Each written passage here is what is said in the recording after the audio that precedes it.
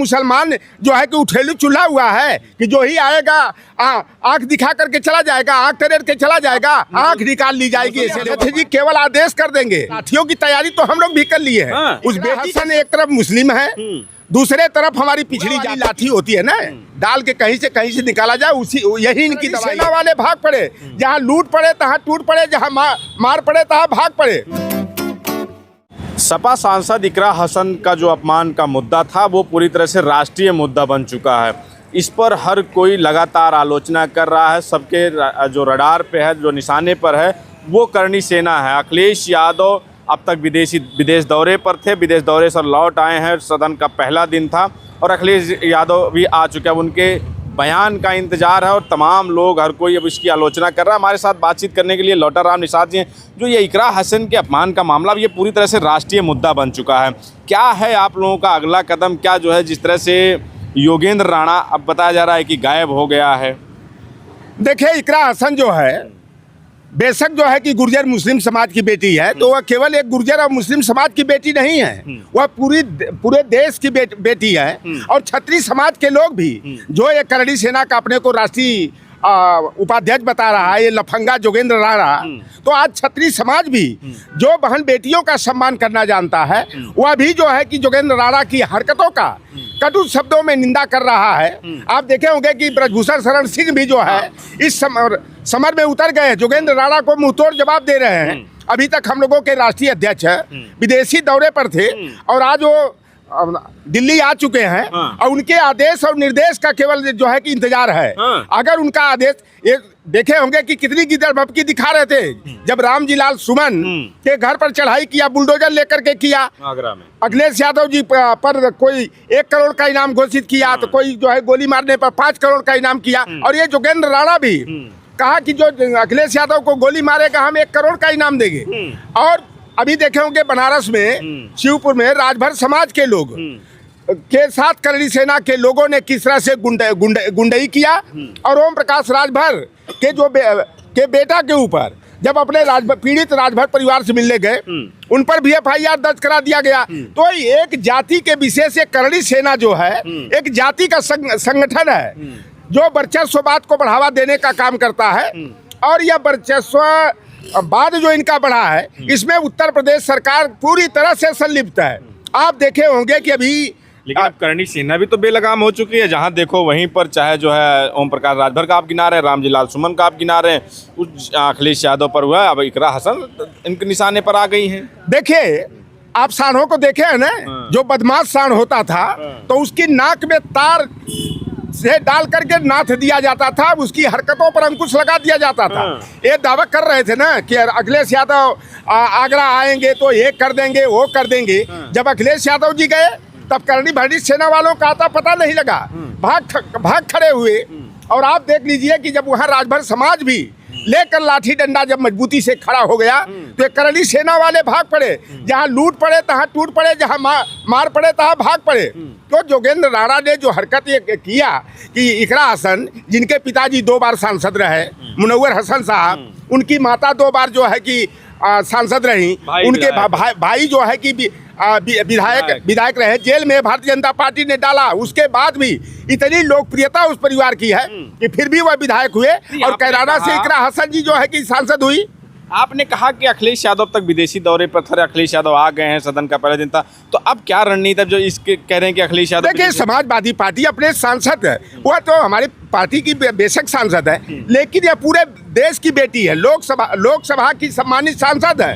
और अगर उत्तर प्रदेश सरकार जो है, अभी तो आज सुनने में आया है कि FIR दर्ज हो गया, हुआ घर छोड़ करके भाग गया है। और जिस तरह वह हरकत मुरादाबाद, रामपुर में, मुरादाबाद में, आपके शामली में, मुजफ्फरनगर में, सहारनपुर में अगर इस तरह करणी सेना वाले गुंडई करें तो राष्ट्रीय अध्यक्ष जी केवल आदेश कर देंगे, तो इनका जो है कि अता पता नहीं चलेगा कि ये कहाँ गायब हो जाएंगे, किस बिल में घुस जाएंगे। और राष्ट्रीय अध्यक्ष जी आए हैं, जैसा उनका आदेश और निर्देश हम लोग इंतजार कर रहे हैं। और लाठियों की तैयारी तो हम लोग भी कर लिए हैं। उस बेटी के सम्मान में, हमारे PDA कि इज्जत आबरू का ये सवाल है। यानी लाठी की तैयारी कर ली गई है, लाठी बंद गई, अब अखिलेश यादव के आदेश का इंतजार बस है। आदेश का है, और ऊपर से डालकर नीचे से निकाला जाएगा। ऐसे ऐसे जो लफंगे हैं जो हमारी बेटियों का अपमान करने का काम करते हैं। आप फूलन देवी को देखिए, यही करड़ी सेना वाले के नातेदार रिश्तेदार रहे और फूलन देवी को बदनाम करने का काम किया, बिहार में भेजने का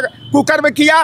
और फूलन देवी जो है आत्महत्या नहीं की, उन्होंने हमारे नारी शक्ति का सम्मान स्वाभिमान जगाने के लिए उन्होंने जिस कुएं पर उन्हें नंगा करके पानी भरवाया गया था, उसी बेहमई गांव में उसी कुआं पर उन्हें लाइन में खड़ा करके बाबा मुस्तकीम की मदद से जो है रास्ते से हटाने का काम फूलन देवी किया। और विश्व की चौथी और भारत की पहली जो है विद्रोहिणी महिला के रूप में अपना नाम जो है दर्ज कराने का काम किया। इसलिए इकरा हसन को इन्होंने, क्योंकि और भी सांसद हैं, महिला सांसद तमाम हैं भाई। अगर बात की जाए सुंदर की, उसकी तो प्रिया सरोज भी हैं और रुचि बीरा भी हैं। उसके बाद इस तरह की तमाम सांसद विधायक हैं जो हिंदू समाज, तो ये जो टारगेट बनाया तो सिर्फ जो है इकरा हसन को बनाया। तो क्या लगता था मुस्लिम होने के नाते कि कोई खड़ा नहीं होगा और हम जो है थोड़ा सा हमको प्रसिद्धि मिल जाएगी? जो आपने बात कहा इसमें दो चीजें हैं।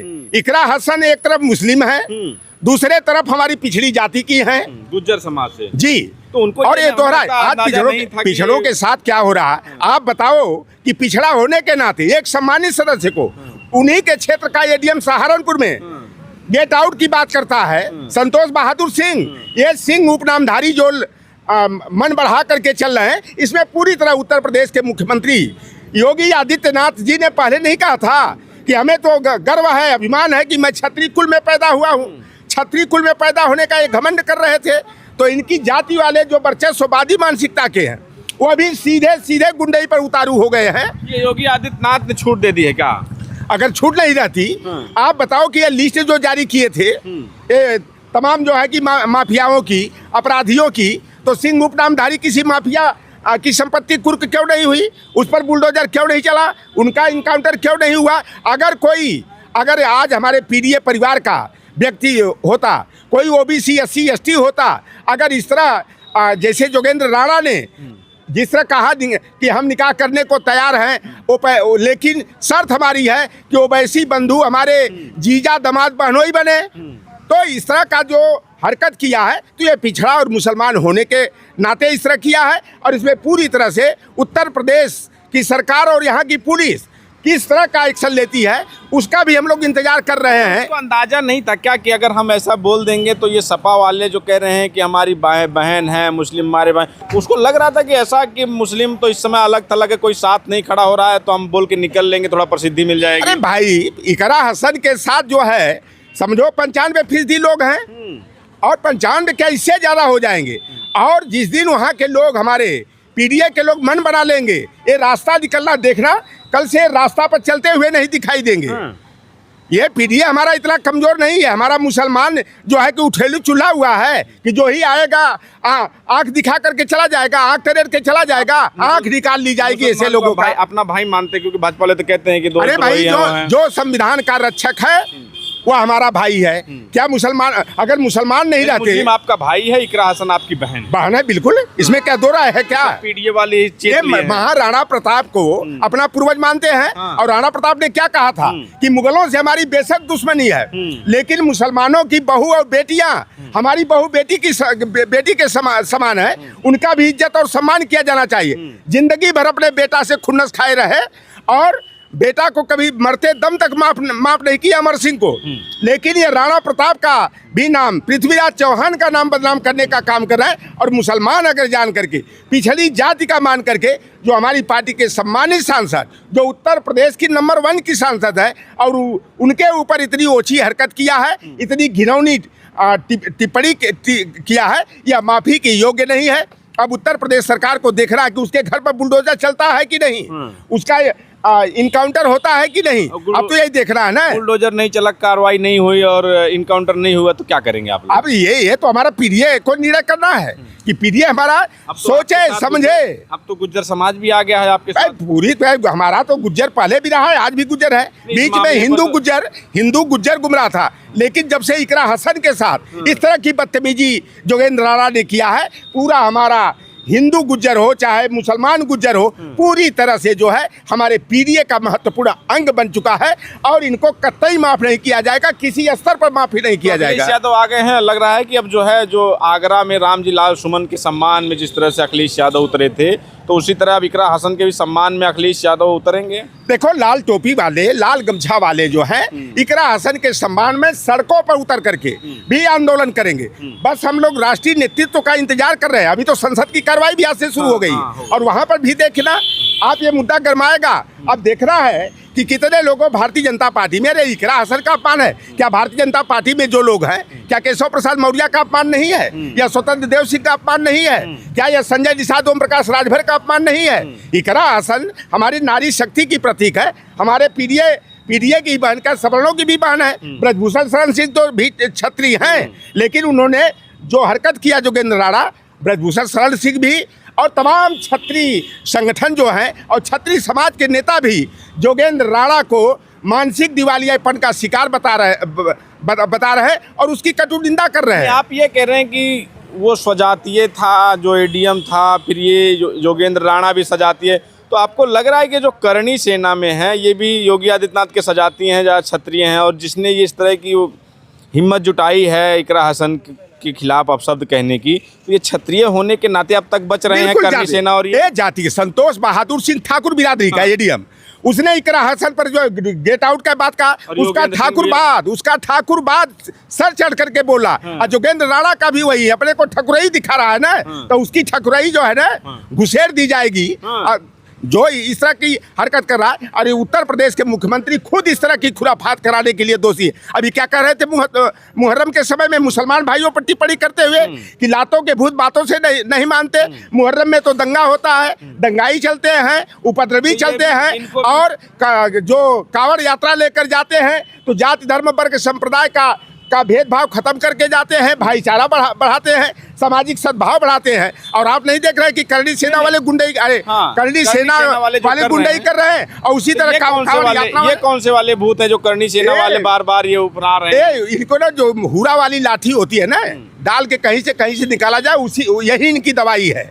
और जिस तरह इस तरह हरकत ये कर रहे हैं, और आप कांवड़ यात्रियों को देख रहे हैं मिर्जापुर में जो है मारपीट कर रहे हैं, कहीं बस तोड़ रहे हैं, कहीं एम्बुलेंस को तोड़ रहे हैं, कहीं रास्ता जब पुलिस वाले को मार रहे हैं। तो इस तरह की ये गुंडई जो है, ये उत्तर प्रदेश सरकार जो उसको कोई मुद्दा नहीं मिल रहा, तो हिंदू मुसलमान के नाम पर नफरत पैदा करके यह 27 के चुनाव की तैयारी कर रहे हैं, लेकिन 27 में इनकी दाल नहीं गलेगी। ठीक, बहुत धन्यवाद। तो ये लौटर राम निषाद जी थे, और इनका कहना है कि अखिलेश यादव अब तक बाहर थे, लेकिन अब अखिलेश यादव आ चुके हैं दिल्ली में, सदन की कार्रवाई में भी शामिल हुए। अब उनके आदेश का इंतजार है। तो कह रहे हैं, दावा कर रहे हैं कि लाठी भी रखी है, लाठी इकट्ठा हो गई है, सिर्फ अखिलेश यादव के एक आह्वान का इंतजार है। जोगेंद्र राणा है वो कहीं उसकी खबर नहीं मिलेगी। बहरहाल खबर तो अभी भी नहीं है। खबर ये है कि FIR दर्ज होने के बाद योगेंद्र राणा घर से गायब है। इस पूरे मामले पर आपकी क्या प्रतिक्रिया, हमें ज़रूर बताएं। बने रहें हमारे साथ, मिलेंगे किसी और वीडियो में।